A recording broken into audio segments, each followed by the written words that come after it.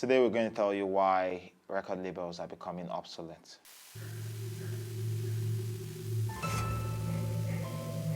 Contrary to what this generation thinks, we're a country of legacy record labels. In Nigeria alone, we've had Premier Music, we've had Philips here at some point. All of these platforms, Universal, they've been here. A lot of people came to Lagos to record music because we had facilities. I remember having a conversation with Ebenezer Obey, who told me to record a project, he had to trek from, I think, he had to trek from Lekki to Yaba to access a studio to record the project. But the problem was, a lot of instability. We failed to progress our IP, intellectual property laws and regime into the new age. What happened was technology happened, piracy grew, the pipelines fell, and we fell into a wilderness. Before we built the modern pop music industry that we're enjoying now in Nigeria, the modern Nigerian music industry, we had a period where everything fell through the cracks.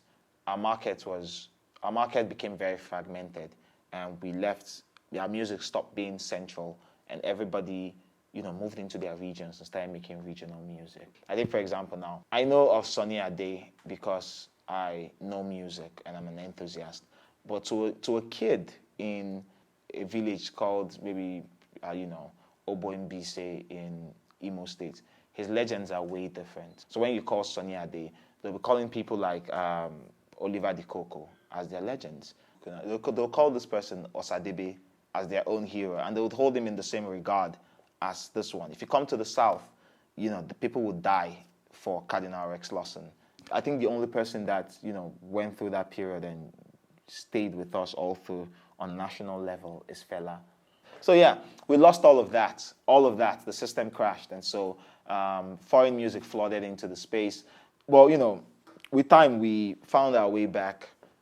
The history of the modern industry involves a lot of work by a lot of good people. For a long time, we didn't have the majors. We didn't even understand what record label meant, and that's something that's come back to affect us. All we knew was that we had artists who we could fund and put them through the media, and just fund their work, make them create, put it through the media, and then when we get shows or when we sell them in Alaba, when Alaba was still functional, we had people who did that. People who carried, like record labels, people who said, okay, we're record labels, but all they did was just fund the creative process and then fund the promotional process. They did no marketing. All they just did was just promote and fund.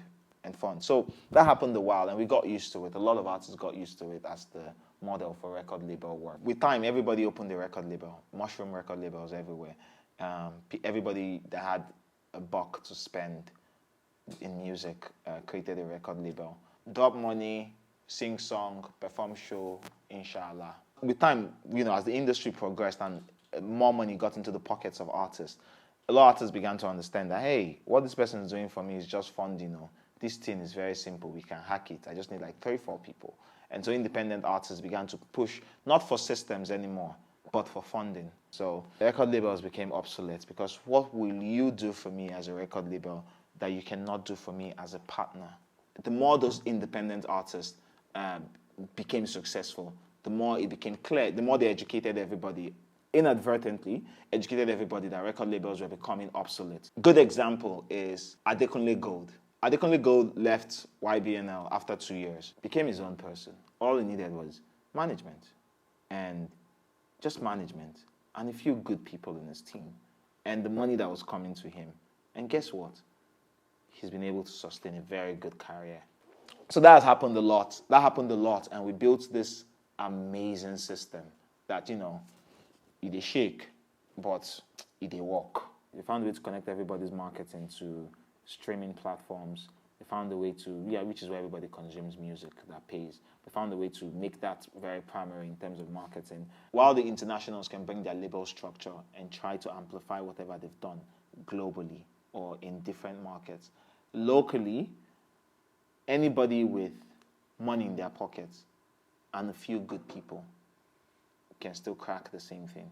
Independence is the mantra of this market. And now we are building something that nobody knows what it will become, but the direction has been joint ventures. So yeah, there's a case for record labels in Africa, but it's not strong enough.